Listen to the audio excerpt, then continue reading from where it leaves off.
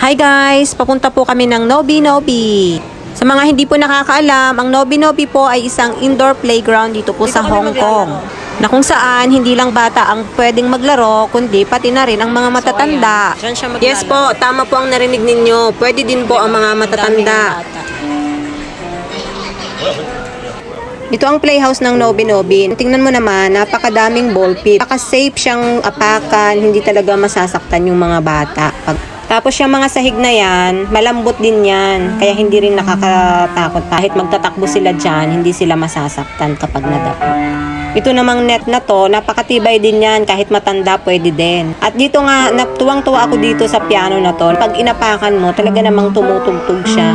Kaya naman ilang beses ako nagpauli-uli dyan. At mukhang hindi lang naman ako ang natuwa. At tuwa din ang alaga ko, o diba? Nagpagulong-gulong na siya dyan.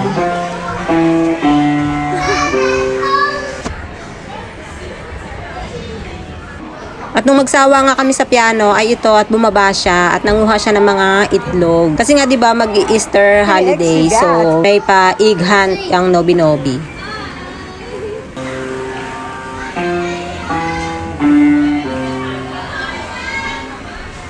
Dito naman, wala na. Ito, pasok ka dyan.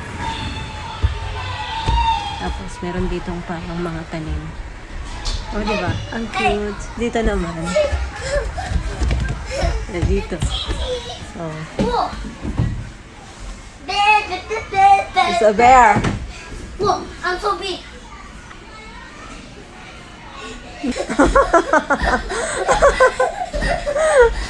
So happy boy. Dito nga sa part na to ay inaya niya ako na maglaro dyan para dalawa daw kami. Kaya lang, medyo lundo kasi yung sahig. Kaya sabi ko sa kanya, safe ba talaga to? Kasi natatakot ako mamay, bigla na lang ako lumusot dyan. Pero sabi niya, safe naman daw. Kaya ayun, naniwala naman ako sa bata. At mukhang safe nga naman at hindi naman ako nahulog. Pagkatapos nga naming magduyan-duyan doon ay pumunta kami dito sa isang park. Para siyang castle. Tapos meron siyang mga puzzle, mga blocks na ano dyan na pwedeng buuin ng mga bata. At dahil nga ang castle na ito ay paikot at ayan nga tinaguan pa ako. Sabi niya sa akin, pumunta naman daw kami sa slide. At ayun, nag-slide kami at talaga namang sauce. Napakasarap. Tuwan-tuwa naman ang matanda. At dahil nga natuwa ako sa slide, sabi ko iiwanan ko yung camera at mag-slide kami nung kita naman kaming dalawa. Sabi ko mauna na siya. At ayun nga, nung nauna naman siya, ayan, tinakpan naman niya yung camera. At dahil nga medyo marami ng tao dun sa slide, lumipat kami dito sa isang side, hindi pa namin napupuntahan. Ang nakakatuwa lang talaga dito sa Nobi Nobi, parang kahit magugulong ka dyan, parang kang nagsiswimming, ay talaga namang hindi ka masasaktan sa dami ng bola na yan. At pagkatapos nga namin mag-swimming dyan sa bola, yan, sumakay-sakay pa siya dyan sa banana boat na yan.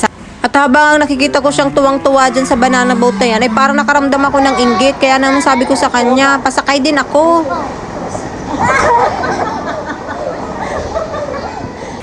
Pagkatapos nga naming mag-enjoy dun sa banana boat, ayan nga at kami ay pauwi na. Kasi sinabihan na kami na tapos na daw ang oras namin, kaya kailangan na naming lumabas. At gusto niya pang mag-extend. Sabi ko hindi na at kami uuwi na. Paglabas namin, dumiretso kami dun sa palaruan.